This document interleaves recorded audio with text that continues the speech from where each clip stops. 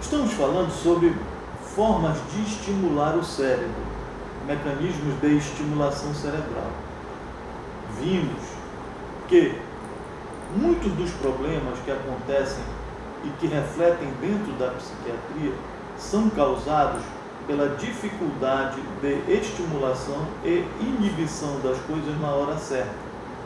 As coisas que se diz são em relação aos estímulos promovidos pelo sistema nervoso central, pelo nosso cérebro, junto ao organismo, e que se refletem no pensamento, no comportamento, na ação e reação diante dos estímulos que o meio nos manda.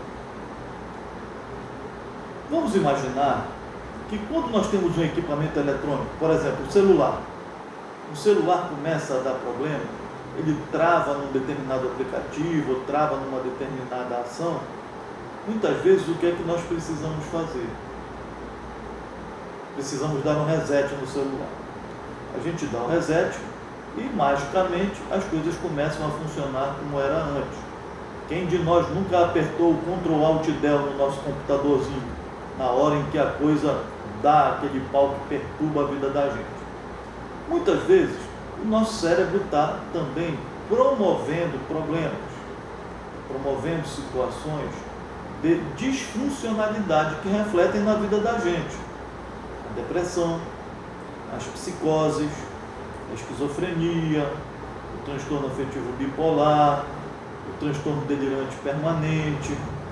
E aí existe uma coisa que nós chamamos de algoritmo, ou seja, cada uma dessas situações tem muito bem definidos quais são os passos a serem dados para resolvê-las.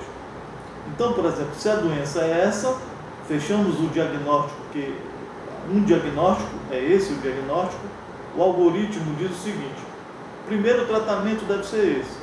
Se ele não funcionar, vamos para o segundo. Qual é o segundo tratamento? É esse. Se ele não funcionar, vamos para o terceiro. E assim sucessivamente até a gente chegar na última alternativa.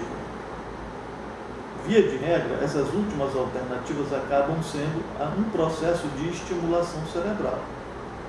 O mais importante e eficiente deles, principalmente para os quadros de psicoses, sejam elas quais forem, doenças com delírios e alucinações, e as alterações do humor, sejam elas quais forem, depressão, transtorno bipolar em depressão, transtorno bipolar em agitação, transtorno bipolar em episódio misto, e em qualquer intensidade, caso nós tenhamos cumprido os passos do algoritmo e isso não tenha funcionado, o ideal é partirmos então para um mecanismo de estimulação cerebral, muito usado, muito conhecido e muito controverso pelos ignorantes no assunto.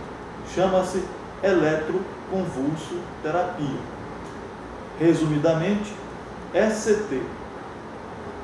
O ECT, a eletroconvulsoterapia, é o mecanismo mais eficaz em que situações? Primeiro, nas situações em que todos os recursos medicamentosos foram usados e não surtiram efeito. Segundo, para pessoas clinicamente frágeis e que não têm condição de se submeter ao uso de determinados medicamentos. Terceiro, riscos de suicídio muito iminentes, ou seja, a pessoa já tentou muitas vezes o suicídio e nada vai garantir com que essa pessoa não tente novamente, ou seja, o risco é muito grande. Então, mediante essas três situações, há uma indicação, ainda tem mais uma indicação que eu esqueci, a fragilização da pessoa. Por exemplo, uma mulher grávida com risco de suicídio, ela não pode estar tomando muito medicamento, ela está frágil em função dos riscos que as medicações podem fazer junto ao processo da gravidez, ao feto, à dinâmica do útero. A indicação, por exemplo, é o ECT. Bom, O ECT funciona exatamente como um reset que a gente dá no equipamento eletrônico, dá uma zerada no nosso cérebro e quando ele começa a funcionar de uma forma bem mais adequada do que vinha funcionando antes do ECT. O que acontece? Depois do ECT, 200 proteínas aumentam de teor dentro do nosso líquido cefalorraquidiano, aquele líquidozinho que tem dentro do cérebro que fica circulando dentro da medula, da coluna vertebral, né? Lubrificando teoricamente. Mas na verdade ele é um caldo onde circulam substâncias que são produzidas dentro do próprio cérebro.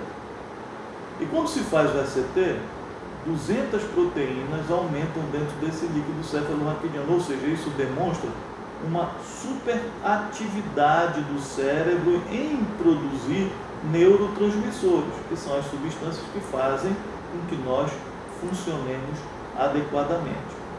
Então, teoricamente e na prática, a gente observa, as pesquisas confirmam ao longo de muitas décadas que a eletroconvulsoterapia, o ECT, é a mais eficaz alternativa de tratamento para as doenças do humor e para as psicoses, na medida em que as outras estratégias de tratamento, como por exemplo as medicações, não tenham surtido efeito, ou seja, tenham falhado no tratamento.